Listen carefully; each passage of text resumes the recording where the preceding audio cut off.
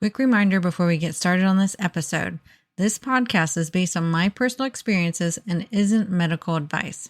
Have you ever wondered if you can really take a long road trip and stay safely gluten-free the whole way? Well, I just actually did that a few weeks ago when I attended Podcast Movement for our podcast that we have. And we were driving from Ohio to Dallas, Texas, my husband and I. And I'm here to share all the lessons, surprises, and little wins along the way, from finding safe snacks at truck stops to navigating restaurant surprises. I've got plenty of stories and tips to help you plan your own gluten-free adventure. And stay tuned for the end, where I'll share one thing I learned that made a difference, all the difference on the road.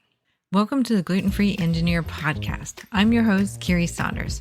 In 2011, I was diagnosed with celiac disease, a moment that changed everything. But I was determined not to let it hold me back. With my 2 engineering degrees, I set out to reverse engineer the gluten-free lifestyle, breaking down recipes, safety tips, travel hacks, and everything in between to rebuild a life I love. Whether you have celiac disease, gluten intolerance, or simply choose to live gluten-free, this podcast is for you. Join me each week as we simplify the gluten-free lifestyle, make it fun, and prove that you don't have to miss out on anything. Welcome back to the show. Today we're talking about road trips and how we can stay safe gluten-free. And I have other food issues too. So how can we deal with that as well? And our road trip my husband and I went on was from Ohio to Dallas, Texas. And it's about a 17-hour drive without stops. So how did we do it, and how did we manage to stay gluten-free the whole time? That's what we're going to talk about in this episode and some tips around it. And I was able to stay completely gluten-free, but I did have a few mishaps, and we'll talk about that too. So if you've listened to any of my travel trip episode tips, then that's a kind of a tongue twister. Then you probably already know that I love to pack snacks for the road trip or the airplane flight or however we're getting there. And one of my favorite snacks is Simple Mills granola type style bars. I kind of don't really consider them granola bars because they're grain free, so they don't have oats in them, but it's like a snack bar like that. And they really fill me up because they have a lot of protein in them for a snack bar like that. They're made with almond flour, and they're just really tasty, and I really enjoy eating them. So when you're planning a trip, find that snack that's going to be fulfilling and that you really enjoy too. That helps make your trip a lot more fun when you're bringing snacks with you that you enjoy, as well as make you feel good and fill you up. Now, you also can use places like we use Love's truck stops. So if you know of a clean, nice truck stop that is your favorite, you can stop there for additional snacks on the way. I love to go to the Love's truck stops because we found they had string cheeses, they had meat sticks, they had actually options that were gluten-free and refrigerated and cold. On this trip, we completely forgot to bring our cooler with us. It wasn't packed, thankfully, so it wasn't like sitting at home rotting, but we completely forgot to bring a cooler so we could bring cold snacks too. So make sure you pack ahead and bring that cooler if that's what you're wanting to bring. But places like Love's truck stops, you can find like refrigerated cheese sticks. We also found hard-boiled eggs there, fruit cups. So they have some really good, nice, fresh, cleaner options to eat in the Love's truck stops. And then we also used the Find Me Gluten-Free app the whole way there, back, and while we were there, because we used it to scout for restaurants, and we used it to find places that were gluten-free. Now, one of the things that did happen is we drove to Memphis on the first day for the first leg of the trip. That's about 10 hours, but about 7 hours is Nashville. So we decided to stop there for like a late lunchish type of meal. We found a dedicated gluten-free spot. It looked like it was going to be so fun and yummy and delicious. And guess what happened?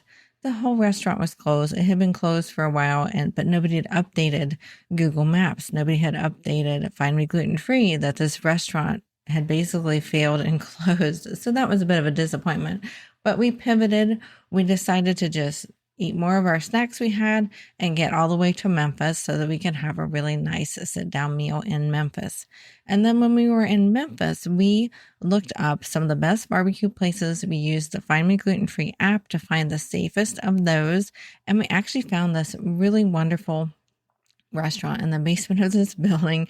You wouldn't even know the restaurant was there if you weren't either local or used an app kind of like Find Me Gluten-Free for it. And it was the best, some of the best barbecue we've ever had. And everything was gluten-free except for the beer and anything fried, but everything else was safe for us to eat. And it was actually soy-free as well, which was a great bonus for us. And then when we were in Memphis, we stayed there the next day too. We just decided to make a little bit of a side road trip there. So we stayed a whole day the next day. So we just used a hotel restaurant breakfast for breakfast. It had some simple things there. And then for lunch, we went adventuring out to a place we could walk to that had also gluten-free items. We found this again with the Find Me Gluten-Free app. They were really great about being very careful with our food. I didn't get sick. So that Find Me Gluten-Free app is really kind of gold. And note, if you are a listener, we do have a $5 off of your subscription for it if you want to use the paid version. We, for a very long time, used the free version of the Find Me Gluten-Free app, and it worked okay, but I will honestly say that the paid version does add some benefits that can really help you on your gluten-free journey, especially if you're celiac. You can see those benefits on their website. And then for dinner, we went to this fancy restaurant. We decided to splurge a little bit, and we went to this fancy restaurant on Beale Street.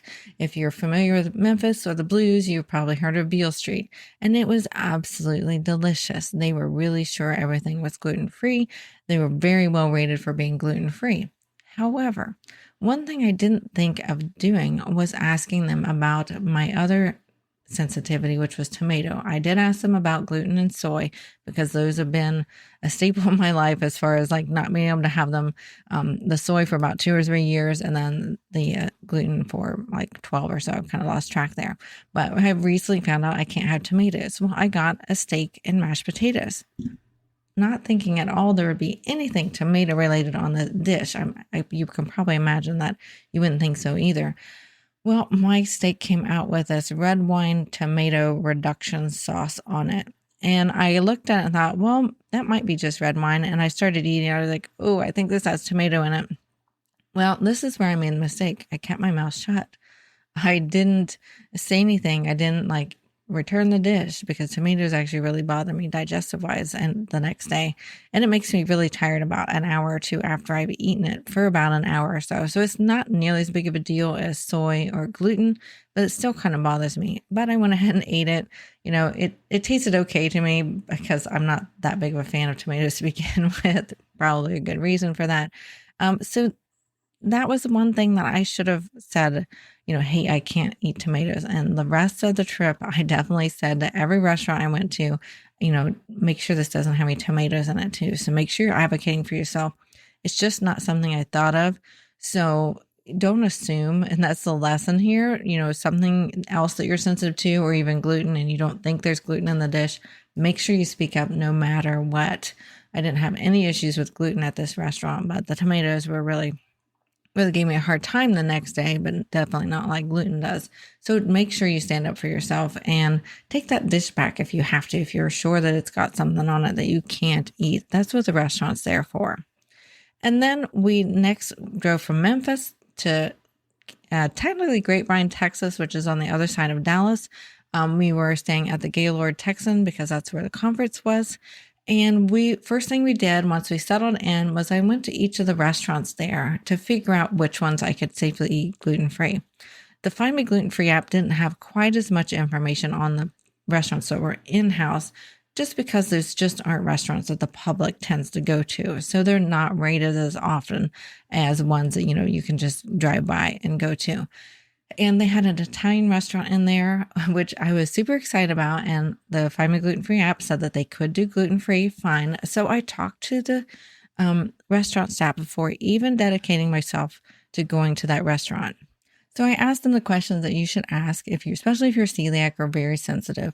I double checked that they didn't cook the gluten-free pasta in gluten water, that it was separately cooked. They also said that they had like a gluten-free garlic type of bread, and that it would take them longer to get that out to the table than it would the gluten bread because they take extra care and extra special attention to the gluten-free stuff. So when you are eating out, make sure you double check those questions. And yes, I did make sure there's no tomatoes in my dish this time. I got an Alfredo, which has been my go-to for Italian type things now that I realize I can't have tomatoes. So make sure you're double checking. The water, if you're eating at a pasta restaurant, the bread, is it toasted in the same area that gluten bread is toasted? So there's just some things you want to look for. And then the rest of the trip in there in the Gaylord, we ate at a Mexican restaurant twice. They were very good with gluten-free. They used corn tortillas for their tacos already. I obviously asked for no tomato too on that one. So they kind of I was like, this is a really weird question. I know I'm in a Mexican restaurant, but I need stuff without tomatoes in it. And they kind of got a chuckle out of that.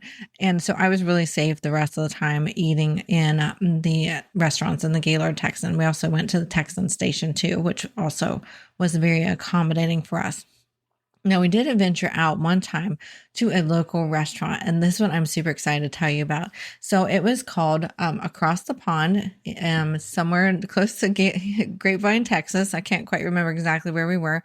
And it was like a British type of pub style restaurant, and everything in the restaurant that was fried was gluten-free. I had gluten-free onion rings. I had gluten-free chicken strips, and my chicken strips came with British chips, so I had gluten-free fries too. It was just so wonderful to even eat out and have gluten-free onion rings. So the last time I had gluten-free onion rings, I made them from scratch myself, and they were delicious, but it was wonderful not to have to make it yourself. So we used the Find Me Gluten-Free app to find the place. They also had gluten-free beer and gluten-free cider. The story goes, we asked the story about the restaurant and why that was celiac safe. Apparently, I think it was the restaurant owner's like a son or nephew, I believe it was. Somebody in the family had celiac, and they wanted to, come up with a restaurant that was safe for that person. So I thought that was a wonderful backstory behind it. And then when we had our trip home, we kind of reversed it. We actually stopped in Memphis on the way home for dinner, and we ate at this wonderful restaurant. And I had again a steak dinner. If you haven't figured out, I actually love steak.